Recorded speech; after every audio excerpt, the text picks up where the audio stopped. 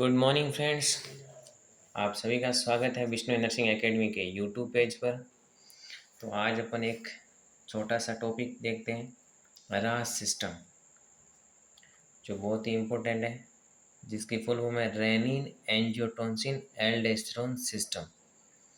ये हर किसी डिजीज़ के अंदर लाइक दैट अगर अपन फार्मा पढ़ रहे हैं, फार्मा के अंदर जो एंटी हाइपरटेंसिव ड्रग्स है, उस एंटी हाइपरटेंसिव ड्रग्स के अंदर जो रास इनिबिटर ड्रग्स है, उन तीनों ड्रग्स का जो मैकेनिज्म ऑफ एक्शन है वो इसी सिस्टम से निकल के आता है।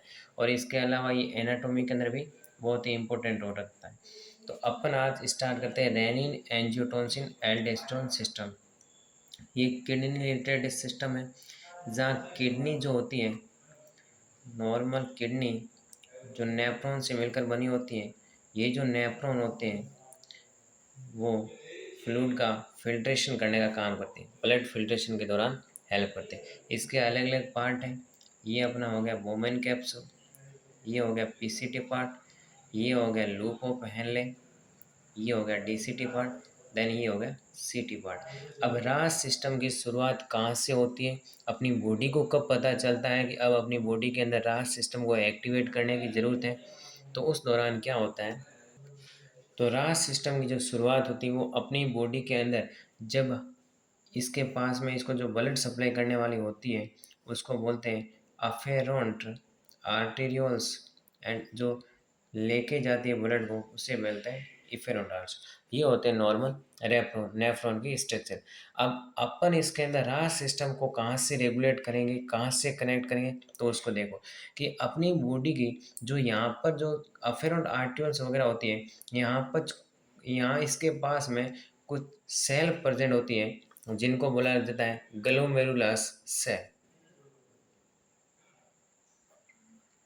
Glomerular cell, GC, G juxta glomerulus cell, जिसको शॉर्ट फॉर्म बोला जाता है जेजी सेल।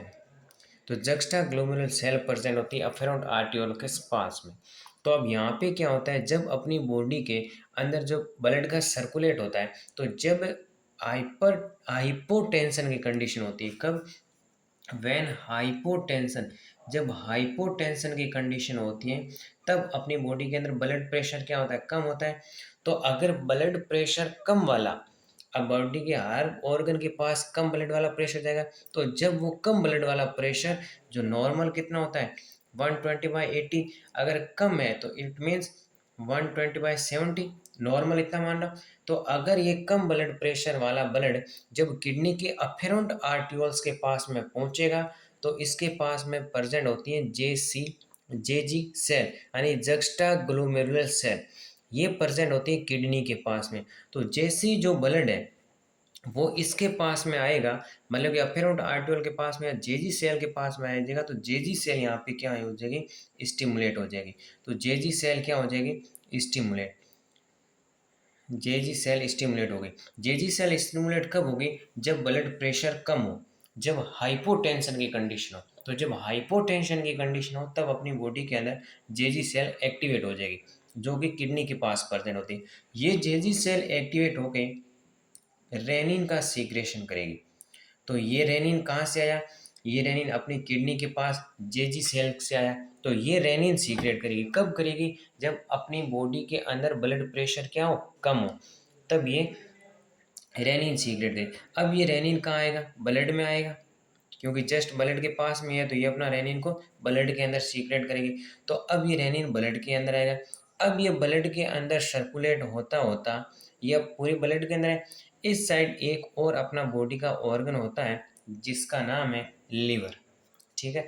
ये भी इस रास सिस्टम के अंदर इम्पोर्टेंट रोल अदा करता है। तो यहाँ पर कौन सा आता है आपका, लीवर। ये लीवर जो होता है ये इस ब्लड के अंदर एक एंजाइम सीक्रेट करता है, या एक सबस्टेंस बोल सकते हैं जिसका नाम है एंजियोटेंसिनोजन। ये एंजियोटेंसिनोजन कौन सीक्रेट करता है, लीवर। तो जब ये एंजियोटेंसिनोजन, अब ये भी एंजियोटेंसिनोजन इस ब्लड के अंदर आएगा, और इस साइड ब्लड से कौन आ रहा है, रेनिन। तो जब दोनों आपस में मिक्स होंगे तब ये जो रेनिन है इस एंजियोटेंसिन को एंजियोटेंसिन फर्स्ट के अंदर कन्वर्ट कर देगा, किसके अंदर कन्वर्ट कर देगा मित्रों? एंजियोटेंसिन फर्स्ट के अंदर। ठीक है, इतने तक समझ में आया। अभी तक क्या हुआ है? रास सिस्टम की renin angiotensin aldosterone system full form होती है। ये कब एक्टिवेट होता है? जब अपनी बॉडी के अंदर हाइपोटेंशन, ब्लड प्रेशर लो, तब एक्टिवेट होता है। कैसे एक्टिवेट होता है? कि जब ब्लड प्रेशर लो वाला किडनी के पास में पहुंचेगा ब्लड, तो जेजी सेल एक्टिवेट हो जाएगी, और ये जेजी सेल क्या सीक्रेट करेगी? रेनिन। और वो रेनिन कहाँ पे आएगा? ब्लड के अंदर। और इस साइड से लीवर सीक्रेट करेगा एंजियोटेंसिनोजन को, और ये एंजियोटेंसिनोजन को, अब ये जो रेनिन है वो इस एंजियोटेंसिनोजन को एंजियोटेंसिन फर्स्ट के अंदर कन्वर्ट करेगा। ठीक है, इतनी तक समझ में। अब यहाँ पे आगे की मैकेनिज्म क्या होती है कि अपना एक इस साइड एक और ऑर्गन इसके अंदर रोल अदा करता है, जिसका नाम है लंग्स। अब ये लंग्स क्या करता है? ये भी एक तरह का एंजाइम सीक्रेट करता है, जिसका नाम है ACE एंजाइम, जिसकी फुल फॉर्म देखा जाए तो वो क्या है? Angiotensin converting enzymes. अब इस एंजाइम्स का क्या काम है वो इस नाम के अंदर छुपा है, कि नाम क्या है? Angiotensin converting enzymes. मतलब कि जो एंजियोटेंसिन है उसको कन्वर्ट करने वाला एंजाइम्स, जो कहाँ से आ रहा है?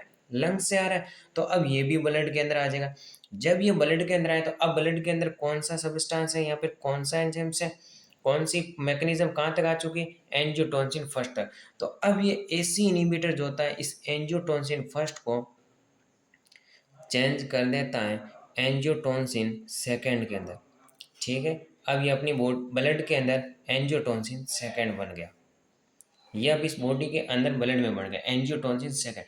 अब ये एंजियोटेंसिन सेकंड जो होता है अपनी बॉडी का पोटेंट वेजो कॉन्स्ट्रिक्टर है। पोटेंट वेजो कॉन्स्ट्रिक्टर है अपनी बॉडी का। अगर सबसे ज़्यादा वेजो कॉन्स्ट्रिक्टर देखा जाए तो वो है एंजियोटेंसिन सेकंड। अब ये एंजियोटेंसिन सेकंड अपनी ब्लड के अंदर बन के तैयार हो गया। ठीक है, अब ये एंजियोटेंसिन सेकंड अब दो ऑर्गेनल के ऊपर काम करे। वैसे तो पीट हर किसी ऑर्गन के पास जाता है, लेकिन मोस्टली अपन देखते हैं सबसे पहले जाएगा अपने एड्रिनल ग्लैंड के पास। एड्रिनल ग्लैंड के पास, एड्रिनल ग्लैंड इट मीन्स इसका दूसरा नाम क्या है? Supra renal gland. ये ग्लैंड कहाँ पर प्रेजेंट होती है? Supra renal gland. नाम चल गया सुप्रा रीनल ग्लैंड, मतलब कि ऐसी जो रीनल के ऊपर प्रेजेंट हो, supra renal gland, that is called adrenal gland. अब इस एड्रिनल ग्लैंड के ऊपर जाके क्या करेगा कि इस एड्रिनल ग्लैंड को क्या सीक्रेट करवाने का बोलेगा? ये आपसे सीक्रेट करवाने को बोलेगा एल्डोस्टेरोन। क्या सीक्रेट कराएगा? एल्डोस्टेरोन। Aldosterone secret. अब ये एल्डोस्टेरोन एक तरह का हार्मोन है, ये हार्मोन है। अब ये हार्मोन क्या करेगा? ये एल्डोस्टेरोन आएगा किडनी के पास में, और किडनी का जो ये ट्यूबुल्स वाले पार्ट है, इन ट्यूबुल्स वाले पार्ट को ये बोलेगा अब वाटर के रीएब्जॉर्प्शन करने को। वाटर के रीएब्जॉर्प्शन करवाएगा कौन? एल्डोस्टेरोन। तो एल्डोस्टेरोन क्या करेगा? वाटर का रीएब्जॉर्प्शन करेगा। कहाँ से? किडनी से। तो एक काम तो इसका ये हो गया कि वाटर का अब वाटर का रीएब्जॉर्प्शन हो रहा है, मतलब कि जो ब्लड फिल्ट्रेशन हो रहा था, अब क्या कर रहा है? वाटर का रीएब्जॉर्प्शन, मतलब वाटर वापस बॉडी के अंदर जा रहा है। अगर वापस बॉडी के अंदर जाएगा तो बॉडी के अंदर इसकी अमाउंट क्या हो जाएगी? बढ़ जाएगी। ब्लड वाटर की अमाउंट बढ़ जाएगी, और जब वाटर की अमाउंट बढ़ जाएगी तो वापस से इसकी कंडीशन, जो फ्लूइड कम हुआ था जिसकी वजह से हाइपोटेंशन की कंडीशन हुई थी, अब वो वापस से नॉर्मल होने की ट्राई करेगी। क्योंकि देखो अब मतलब कि यहाँ पे हाइपोटेंशन की कंडीशन हुई, क्यों हुई? क्योंकि फ्लूइड का कम हो गया, क्योंकि फिल्ट्रेशन ज़्यादा हो गया, यूरिन के थ्रू बाहर निकल गया। अब ये क्या करेगी? वाटर के रीअब्जॉर्प्शन को बढ़ाएगा कौन? एल्डोस्टेरोन। तो ज़्यादा से ज़्यादा वाटर अपनी बॉडी के अंदर जाएगा, और जब ज़्यादा वाटर बॉडी के अंदर जाएगा तो फ्लूइड का अमाउंट बढ़ जाएगा। देन कंडीशन वापस जो हाइपोटेंशन की हुई थी वापस नॉर्मल हो जाएगी। दूसरा अपने जो ये एल्डोस्टेरोन एंजियोटेंसिन सेकंड जो बना है, ये दूसरा किसके ऊपर काम करेगा? हार्ट के ऊपर। सेकंड ये जाएगा हार्ट के ऊपर। अब ये हार्ट के ऊपर जाकर के हार्ट को क्या करेगा कि हार्ट की जो मायोकार्डियल एक्टिविटी है, मायो कॉन्ट्रैक्टिलिटी पावर, मतलब कि जो मायोकार्डियल मसल्स है जिसकी कॉन्ट्रैक्ट होने की जो एबिलिटी है, जिसको बोलते हैं मायो कॉन्ट्रैक्टिलिटी, इस मायो कॉन्ट्रैक्टिलिटी पावर को बढ़ा देगा। इट मीन्स इनडायरेक्टली मैं बोलूँ तो हार्ट का क्या करवाएगा? कॉन्ट्रैक्शन करवाएगा। अगर हार्ट का कॉन्ट्रैक्शन हुआ तो उस दौरान क्या होगी? हार्ट रेट इंक्रीज होगी। अगर हार्ट रेट इंक्रीज होगी तो कार्डियक आउटपुट भी बढ़ेगा। अगर कार्डियक आउटपुट बढ़ रहा है इट मीन्स स्ट्रोक वॉल्यूम वगैरह सब बढ़ रहे हैं। इनडायरेक्टली मैं बोल सकता हूँ कि ब्लड जो है वो बढ़ रहा है। इनडायरेक्टली मैं बोल सकता हूँ कि अगर कार्डियक आउटपुट बढ़ रहा है इट मीन्स ब्लड एरोटा के अंदर ज़्यादा जा रहा है। अगर वापस ब्लड बढ़ रहा है तो जो कंडीशन हाइपोटेंशन की अराइज हो रही थी वो वापस से नॉर्मल हो जाएगी, क्योंकि ब्लड वापस से इंक्रीज हो गया अपने अमाउंट के अंदर। तो इसके अंदर वापस से क्या होगा, ब्लड अमाउंट इंक्रीज हो।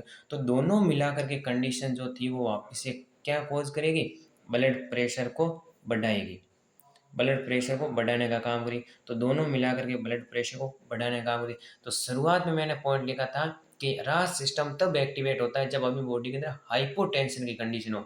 तो हाइपोटेंशन की condition it means blood pressure कम हो रहा था, तो अब वापस से ब्लड प्रेशर क्या हो गया, इंक्रीज हो गया। तो ये थी अपनी रास मैकेनिज्म।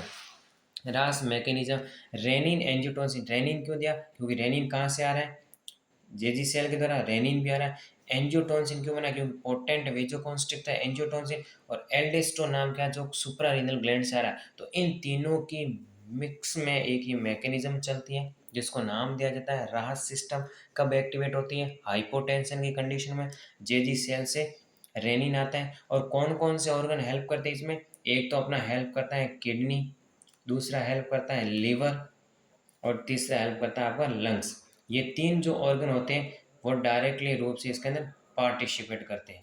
तो तीन ऑर्गन और बाकी कई सारे मैकेनिज्म के अंदर एंजाइम्स यूज होते हैं, देन ये सिस्टम जो होती है वो मैकेनिज्म परफॉर्म होती है।